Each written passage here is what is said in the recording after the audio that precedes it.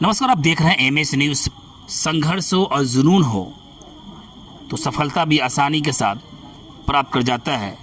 शिवहर की बेटी हमारी एक ऐसी बेटी है जो सीबीएसई के रिजल्ट में 12वीं के रिजल्ट में बहुत ही बेहतरीन अंकों से ज़िला में अपना जो है प्रथम स्थान प्राप्त की है। और ये जानते हैं कि मेरे सामने मौजूद है श्रेया रंजन, जिनकी सफलता की कहानी उसकी ज़ुबानी और कितने संघर्ष के बाद इनको ये सफलता मिली है और कितने अंक लाकर इन्होंने ज़िला में एक सनसनी फैलाई है। इनको बधाई देने कल से ही तांता लगा हुआ है। जानते हैं कि श्रेया का जो है मिशन क्या है, इनका विज़न क्या है, पढ़ लिख कर क्या बनना चाहती है, उन पे हम बात करते हैं। पहले मीडिया में स्वागत है आपका बेटा। Shreya, thank you. ढेर सारी बधाई आपको सफलता के लिए। Thank you. कैसा लग रहा है? अच्छा लग रहा है। जिस समय एग्ज़ाम हॉल में बैठ रही थी उसमें बहुत सारे हज़ारों बच्चे बैठते हैं, उस समय आपको लग रहा था जो भी क्वेश्चन मेरे सामने आ रहे हैं उसको हम सटीक तरीके से सॉल्व कर लेंगे? हाँ, लग रहा था कि बन जाएगा क्वेश्चन। लगातार अभी जो रिजल्ट आ रहा है 25 का, चाहे वो मैट्रिक का रिजल्ट हो या फिर इंटर का रिजल्ट हो, सभी में हमारी बेटियां ने ही प्रथम स्थान प्राप्त करी है। आखिर लड़कियों में ऐसा कौन सा एनर्जी होता है जिसके कारण लड़कियां ये जो लगातार जो है टॉप 10 में या टॉप में जगह बनाती है? कुछ कहना चाहेंगे?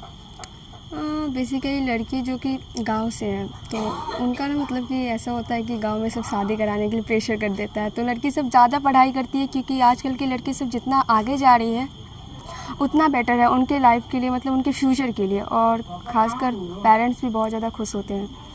इस उम्र में सफलता मिलना, अभी आपकी पढ़ाई पीक पे है, आगे बहुत सारी मंजिलें आपके सामने आने वाले हैं। आपके पीछे पेरेंट्स ने भी काफ़ी मेहनत किया है, टीचर ने भी काफ़ी मेहनत किया है। क्या लगता है कि आपकी सफलता का श्रेय के पीछे किनका ज़्यादा योगदान रहा है? Mummy papa.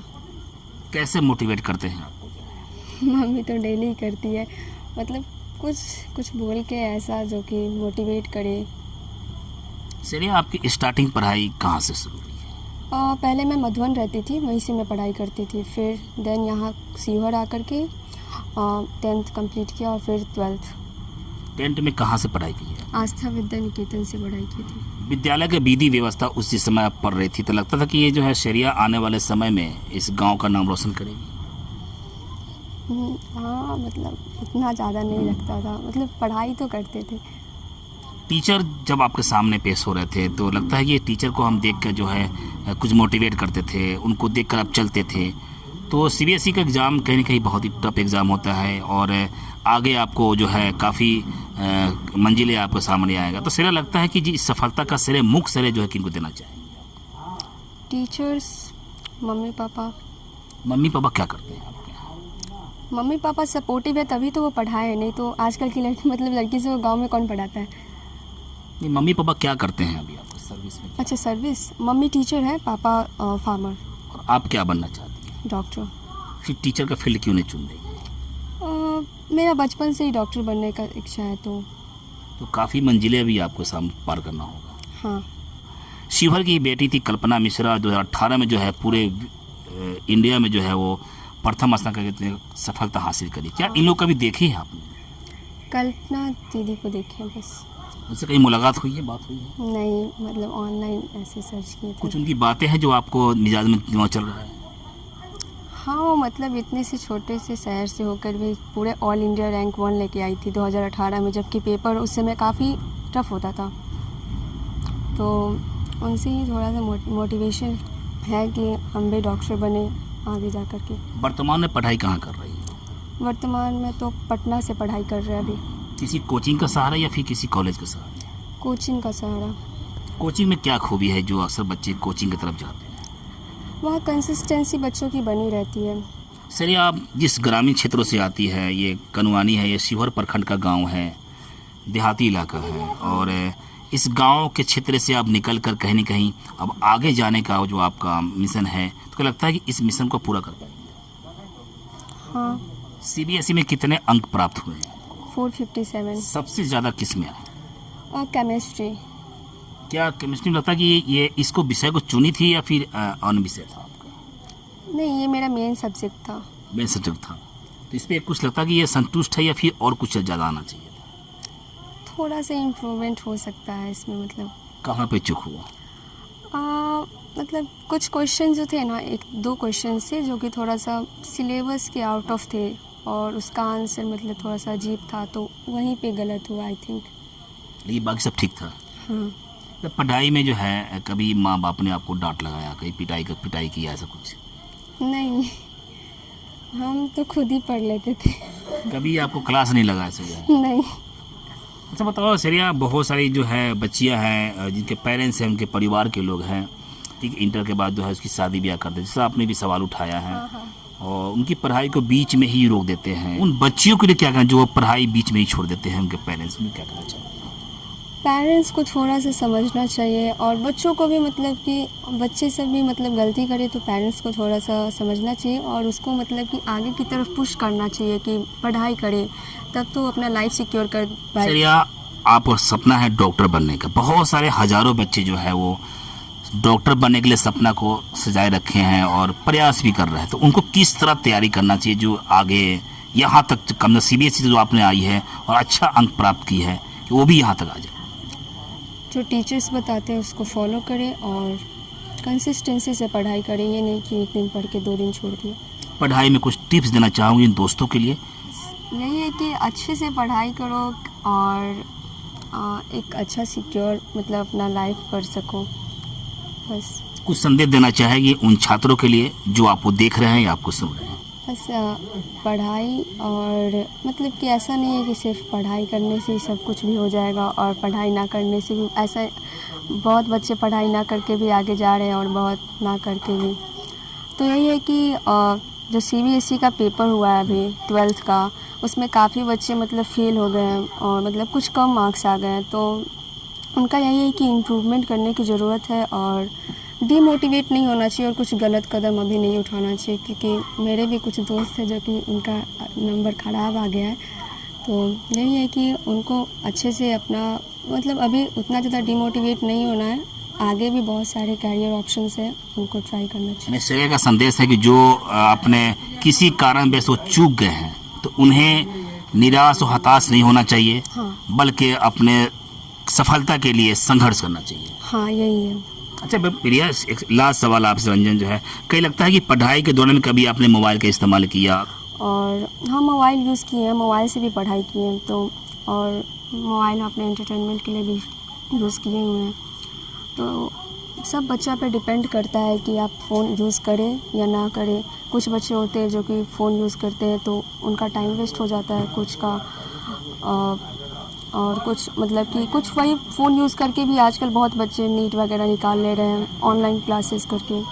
तो दोनों तरह से बेनिफिशियल है और नॉन बेनिफिशियल है। यानी मोबाइल आप किस रूप में इस्तेमाल करते हैं वो आप पे डिपेंड करता है। हाँ, मोबाइल को और अच्छे रूप में भी पढ़ाई के लिए भी इस्तेमाल किया जा सकता है सर? हाँ ज़रूर। तो लगता है कि आपको पढ़ाई के साथ खेल पसंद है? हाँ, पढ़ाई के साथ खेल तो पसंद है, बट हाँ थोड़ा सा आउटडोर गेम जैसे बैडमिंटन वगैरह। कभी बैडमिंटन वहाँ पे क्लास में खेली है सब कुछ? हाँ, स्कूल। खिलाड़ी कौन पसंद है? सानिया नेहवाल।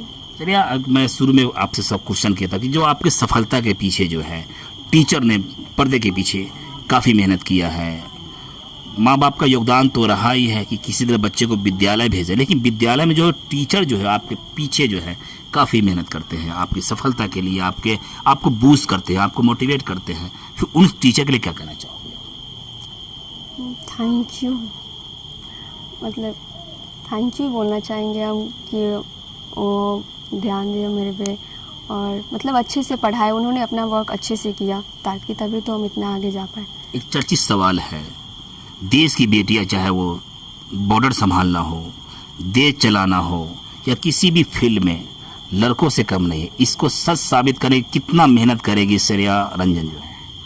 हाँ, अपना पूरा ट्राई करेंगे, मतलब अपना 100% देने का ट्राई करेंगे। CBSE का बोर्ड का एग्ज़ाम आपने दिया, ये भी एक टफ एग्ज़ाम होता है, इसके बाद की सीरिया जो है वो आपके ऊपर है कि आप किस फील्ड में जाना चाहती है। जैसे आपने डॉक्टर बनने के लिए आपने सपना देखा, लगता है कि श्रेया रंजन जो है आने वाले समय में हम डॉक्टर से बात कर पा रहे हैं? हाँ, मम्मी पापा पढ़ाई में सपोर्ट मिलता है आपको? हाँ, इस साल भी हम मतलब एग्ज़ाम दिए थे नीट का, तो अभी तक रिज़ल्ट तो नहीं आया है, लेकिन कोशिश जारी है। हाँ। मम्मी पापा का पढ़ाई में कितना सपोर्ट मिलता है? पूरा मिलता है, हमको कभी पढ़ाई के लिए रोका नहीं गया है। कितने भाई बहन हैं आप? 4 बहन 1 भाई। कभी पढ़ाई में आप शरारत किए हों और पापा का डांट लग गया हो, मम्मी का डांट लग गया हो? कभी कभी जब मतलब नहीं पढ़ाई करते थे तो थोड़ा बहुत पड़ जाता है, जैसे सब बच्चों को मिलता है कि पढ़ाई करो। एक शुरू में मैंने सवाल आपसे किया था कि श्रेया, बहुत सारी बच्चियाँ ऐसी हैं जो पढ़ाई बीच में ही रोक देती हैं किसी कारण से, उनके लिए आपका संदेश क्या होगा? अगर पढ़ाई रुक भी गया है तो मतलब पढ़ाई से क्या है कि आप अपना सेल्फ एम्प्लॉयमेंट कर सकते हो, मतलब कि बेरोज़गार नहीं, मतलब कि एम्प्लॉयड हो सकते हो। तो आजकल बहुत लेडीज़ जो है जिनका शादी हो गया है या फिर किसी वजह से पढ़ाई छूट गया है, तो वो भी मतलब कुछ काम कर रही है ऐसा जिनके कारण वो अपना सेल्फ अर्निंग कर सके।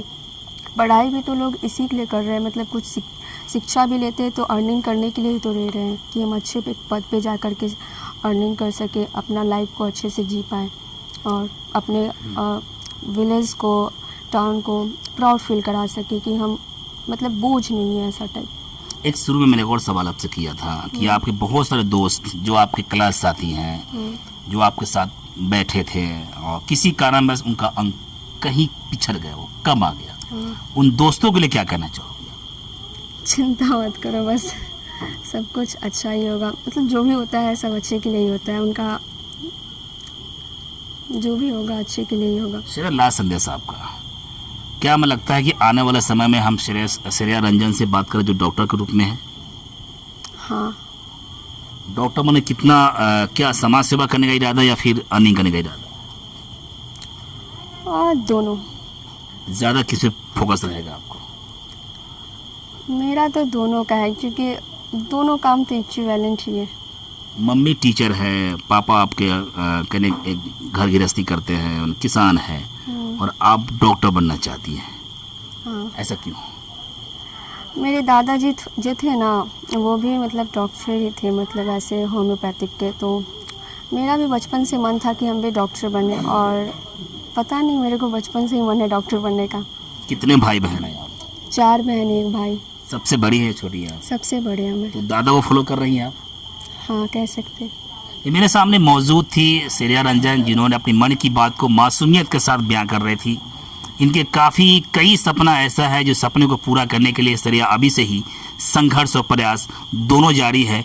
इनकी मम्मी जो है वो टीचर है और बच्चों को पढ़ाती हैं, और शिवहर की होनहार बेटी से मैं आपको रूबरू करा रही थी। इनका भी सपना है कि हम आने वाले समय में डॉक्टर बनकर अपने गाँव के साथ साथ शहर का भी और देश का भी नाम रोशन करेंगे। बस समाज सेवा करने के उद्देश्य से इस लाइन में हम जा रहे हैं। लगी अभी CBSE में इन्होंने 400 कितने बेटा?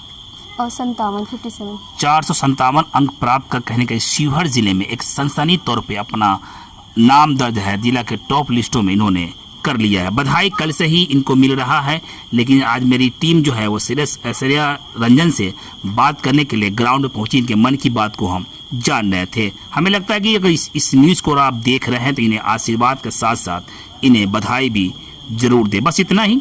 छोटी बड़ी खबरों के लिए आप MH न्यूज़ चैनल को सब्सक्राइब करें, लाइक करें, शेयर करें।